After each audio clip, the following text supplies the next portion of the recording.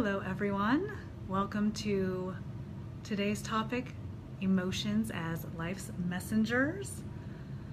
I'm Paula with Living Out Loud. I am all about helping everyone I meet express themselves fearlessly and shamelessly, and emotions is a really big topic. And I have been asked to speak about particular emotions, and today I'll be helping us process those emotions that we find uncomfortable. So for anyone out there, even if you're listening to the replay, I welcome you to type in every emotion you can think of, every emotion you are aware of as a human being, because that is all part of our experience, is the emotions. Our emotions let us know our values, they let us know our beliefs, they alert us to our boundaries, and they guide us towards our life's purpose, towards that which helps us feel the most fulfilled. So emotions play a very important role in our lives. Also, what really matters is whether you react or you respond when an emotion comes up. So, generally, the word reaction means it's a knee-jerk, automatic response, and often one that we regret later. Whereas if we pause, rather than calling it a reaction, it is called a response, and often met with more intelligence. Hey, thank you, Sloan, for being on here, and Paula Ibargwin, and I think I saw Shirley as well. So thank you all for being here. So like I said, every human emotion you can think of, if you will type those in there, because they say emotional intelligence is key for effective leadership, whether we're leading our family in our household, whether we're working at a business, whether we're CEO, middle management, or an employee working their way up. Effective leadership means emotional intelligence is needed. So definitely bring those emotions, to the forefront. Let me know what you know. So while we talk about emotions, the way we grow up in any household, we are rewarded for certain emotions and we are punished for other emotions. That's important because it varies from family to family. And hi, Denise. So every family has its own version of what is acceptable and unacceptable as an emotional experience. And that can absolutely affect our perspective as we move forward in life, which is why I did a talk on perspectives earlier and about support networks, which we'll get into also later. It also teaches us how to cope with emotions. We may be going through a backdoor way of getting our needs met if certain emotions were invalidated, dismissed, shamed, shunned, ignored, or if we were forced to go into isolation in some way for having a particular emotion. Also, especially for men, there are emotions where they're deemed unacceptable to the point of you suppress it deep down inside, which isn't healthy. You need to let those emotions flow through you.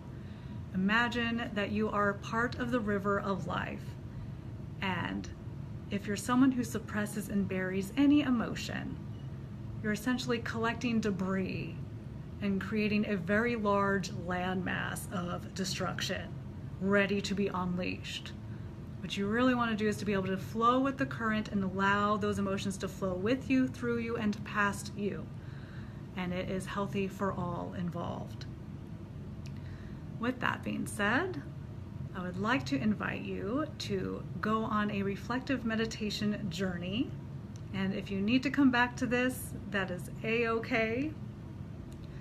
But if you are in a place where you can listen and do this, let's go for that right now.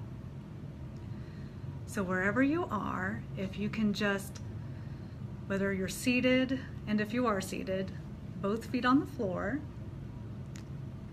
and don't cross your legs or feet, keep them parallel, and have your arms and hands relaxed. Relax your hands, place them on your lap, palm up or palm down, doesn't matter.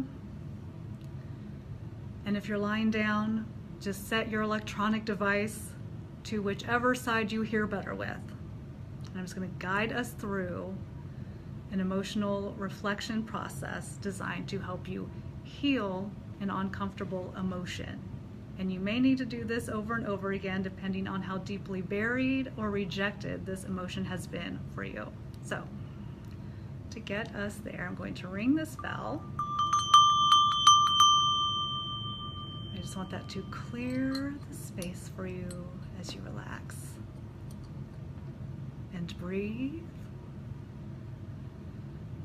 And I want you to bring up into your mind and your heart an emotion that brings you discomfort, an emotion that you don't necessarily enjoy experiencing or facing.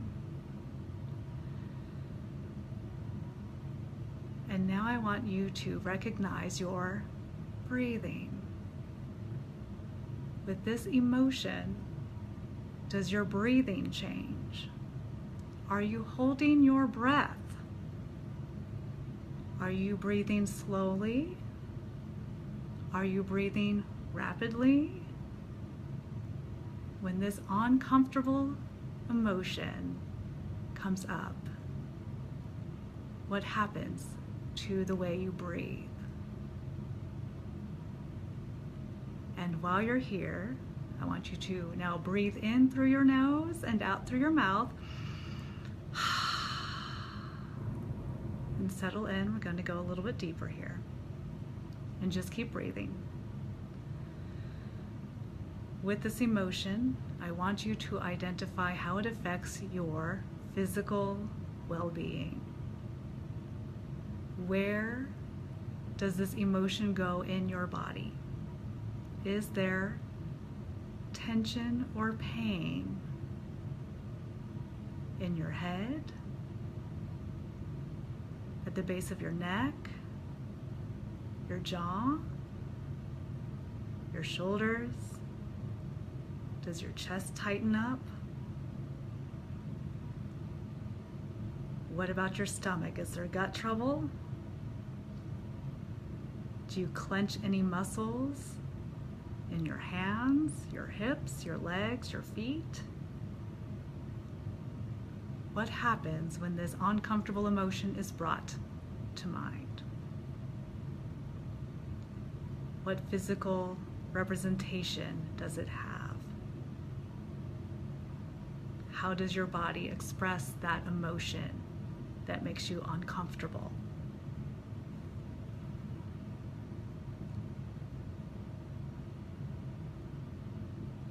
And now I want you to think about how you respond to that emotion when it comes up. Are there any coping mechanisms that you engage in? What is it that you're desiring to do right now instead of feeling this emotion? Do you crave alcohol, food, ice cream, potato chips, distraction, like social media here on Facebook, scrolling through Instagram, Pinterest, Snapchat? How do you escape? How do you distract yourself when this emotion comes up? Awareness is key to changing how you handle that uncomfortable emotion.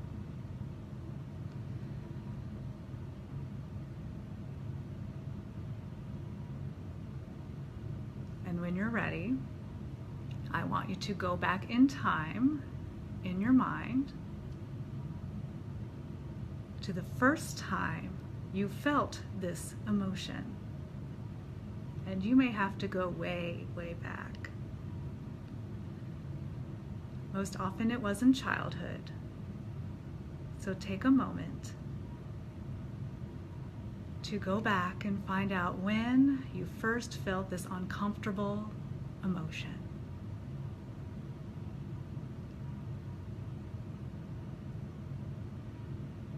How did you express it that first time?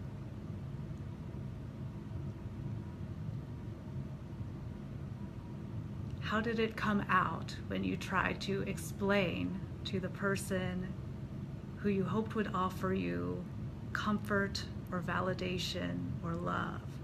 How did you express it to that person that first time you experienced that emotion? How did that person treat you? Because it is an uncomfortable emotion for you, you most likely were not treated very well. It may be that when you most needed to be held and brought closer, that you are instead pushed away or told to go to your room or put in timeout or made to feel worse. You may have been shamed. You may have experienced guilt. There was something that happened that first time in which you learned that you were not allowed to express this emotion. You were not seen or validated or loved for having that particular emotion. And that is a difficult thing. As a result of that treatment, you have difficulty to this day expressing that emotion whenever that occurred, whether it was childhood or later in life. Because of that reaction, you learned you had to get your needs met a different way. And so, let's bring that awareness. How have you learned to sidestep that emotion? How do you go about getting a need met when you experience that emotion? For example, those of us who are chronic complainers were often made to feel invisible or made to feel uncared for or even worthless. And so, when we could not get our needs directly met, we came up with complaining to get our needs met instead, rather than coming out and saying exactly what it was that we needed, which may have been safety, which may have been for someone to say, I see you and you are important and valuable to me and I do care about you. You found a different way to express it.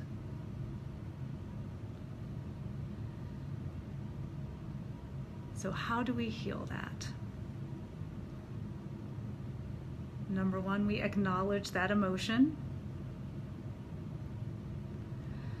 And that can be difficult in and of itself, because if it is one that we suppress, one that we try to bury, one that we try to ignore, one that we try to say, I'll deal with it later, it can come out in a really ugly way later on if we don't acknowledge it the moment it comes up, which is why it's important to acknowledge it.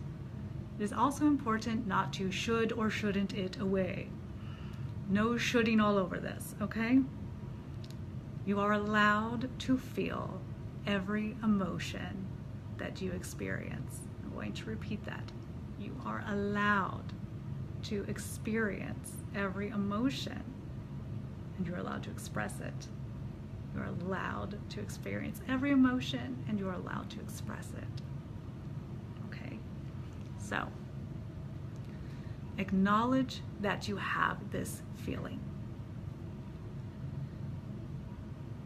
And then allow it to flow through you Acknowledge how your breathing and your body and your physical symptoms come up as you experience that emotion. And then I want you to reflect instead of ruminate. Ruminate means that you're caught in a thought loop. You hit instant replay. You rehash, you relive that emotional trigger or event or situation, and it gets you nowhere.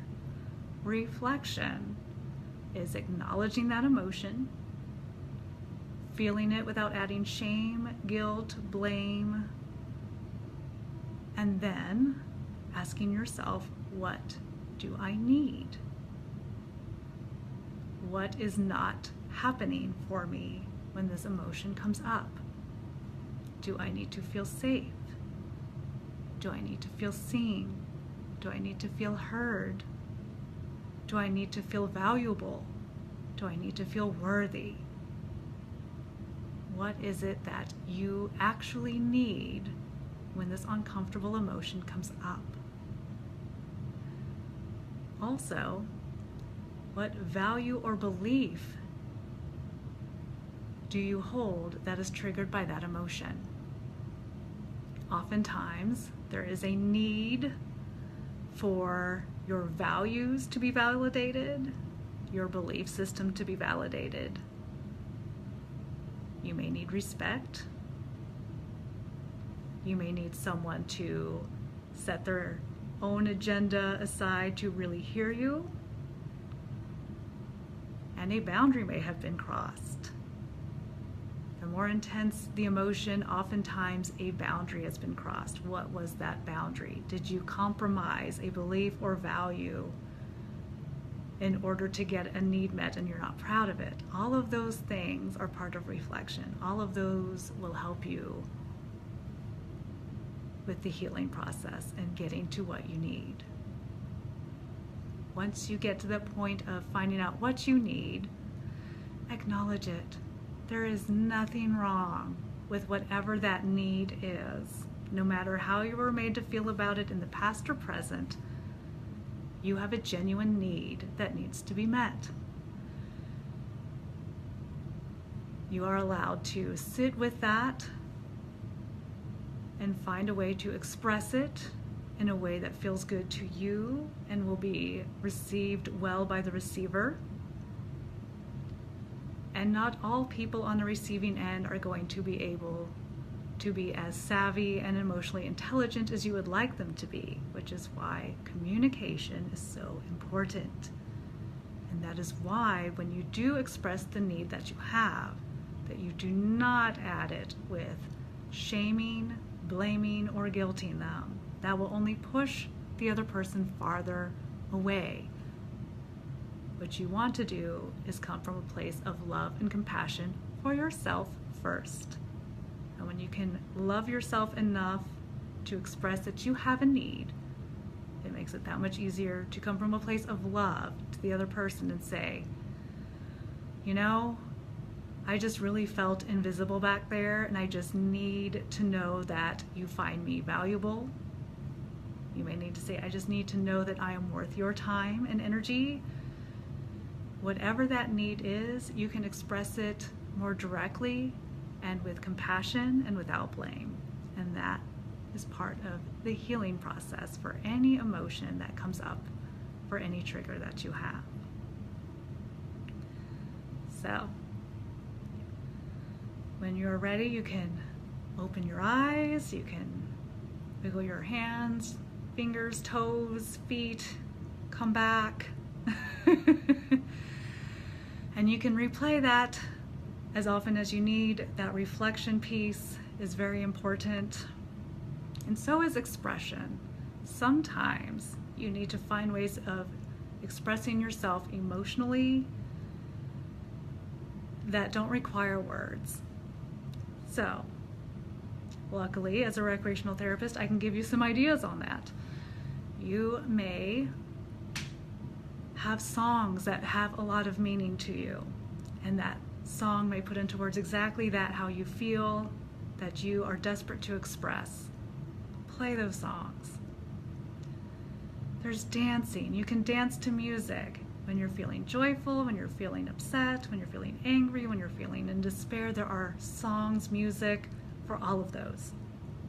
And dance allows you to physically express any emotion in a myriad of ways, countless ways. There's also art, painting, drawing, collage, making videos, whatever it is that allows you to express yourself and the emotion that you're feeling. Those are healthy ways. If you, like I have had to do in the past, if you need to get in your car and scream while driving down the freeway, by all means do that. If you need to pull into a parking lot and bawl your eyes out in private, do it. Whatever lets that emotion flow through and out of you, that will help with the healing process. And then there is the all-important support network. I cannot emphasize this enough. You really, really, really, really need a support network. It does not have to be a huge one. You do not need 20, 30 people for this. I do recommend a minimum of 2 people. Why? Well, number one, our lives are finite. If you have only one person to turn to and that person dies, what are you going to do? It's a real potential happening here. None of us have escaped it yet. Even if you live near the Fountain of Youth in Florida, I have yet to meet anyone who's made it past 105 in my travels. So you need 2 people. Number 2, some people are great at helping you with emotions that are tough. They're good at lifting you up. And those people you can turn to when you're having a really bad day. Number 3, the person who can be there for you when you're excited and joyful and exuberant and so happy. Some people are really good at celebrating with you. Oh my God! That's who you need in your life. You need those 2 people. The person who can do the deep dive into the uncomfortable emotions and the person who can do the exuberant, joyful expression of emotions that make you feel good. So, that rich emotional life that we all have. Don't forget that it points you towards your life's purpose. That what makes you angry, sad, or depressed is telling you that this particular path that you're on is not the one that's best for you. The emotions that make you feel alive, even when they're terrifying, because you can feel terrified while also feeling exhilarated and free and joyful. Those are pointing you towards your life's purpose. So you do need that support network that helps you find that fulfilling life's purpose that is unique to you. Yes. And I stumbled upon a quote that really, really resonated deeply with me. And so if you've been with me this long, thank you. Here is the quote. Pain travels through families until someone is ready to feel it, by Steffi Wager. So many families, generation to generation, perpetuate pain in unconscious, subconscious ways. And you know that it's true.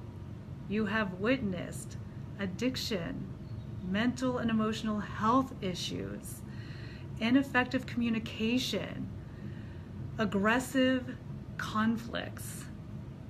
So, if you are that person who not only came kicking and screaming into this world at birth, but is willing to feel those emotions that no one else in your family has been willing to talk about or feel, you are here to heal your family if you are the one willing to feel it.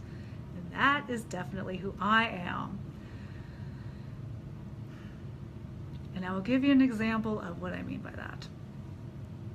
For decades, I'm in my late 30s now, for decades, I have had nightmares so terrifying and shameful that when I would wake up, I wanted to take myself out of this world. And I am not kidding about that. And those nightmares weren't even mine.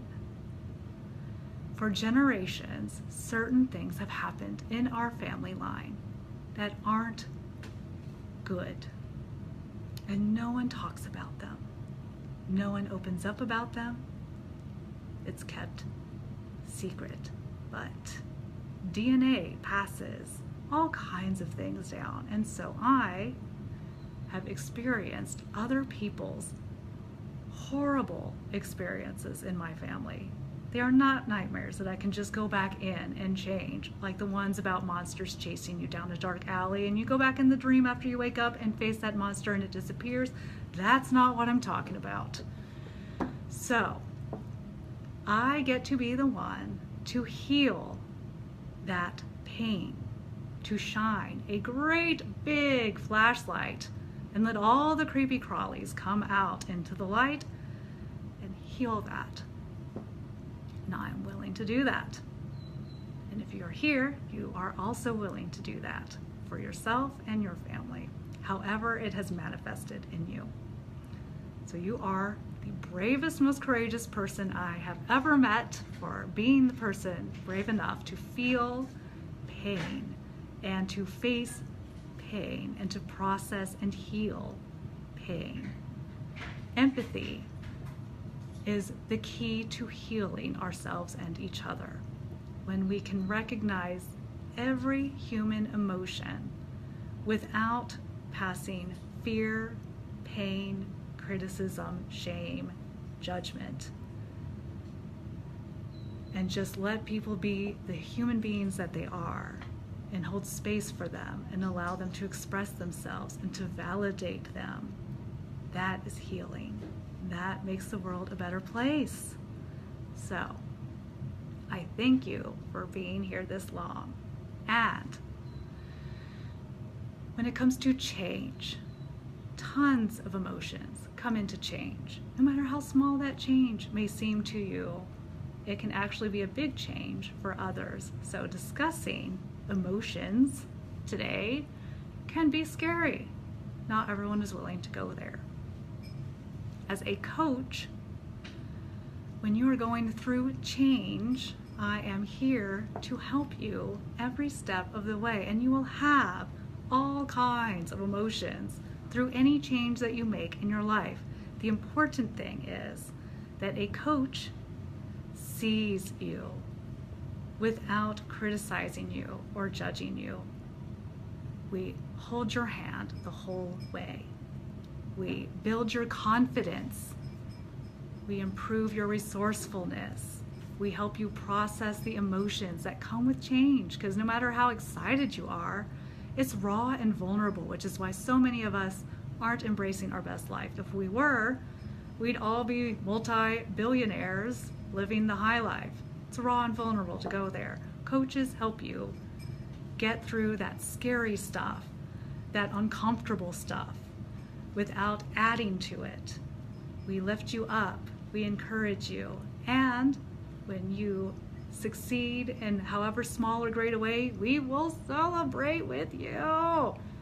And when there are setbacks and failures, which there are when you make changes, you're going to go through some new things, you're going to have some stumbles and falls, we will pick you up, dust you off, give you the pep talk, send you back out there. We're just on the other side. We're either standing right next to you or a phone call away or a text message away, and coaches generally are available far more than most human beings are in so many aspects. So if there's a change you want to make in your life and you're feeling raw and vulnerable about it, I would be honored to walk you through it and help you soar. So you can message me on Facebook, you can send me an email, livingoutloudtx@gmail.com. That's TX for Texas. You do not have to be from Texas. You can be anywhere. We, like I said, can do this over the phone. And if this resonates with you and you feel that more people could benefit from this video, please share it, because I do want more people to be comfortable with emotions and emotional expression. And I want more of us to allow other people to be emotional and to accept and validate them and to find out what is the need that they need to have met. Help them get to the bottom of it. So thank you so much for being here today. You are amazing, and I appreciate you. I wish you courage, strength, and love. Have a great week.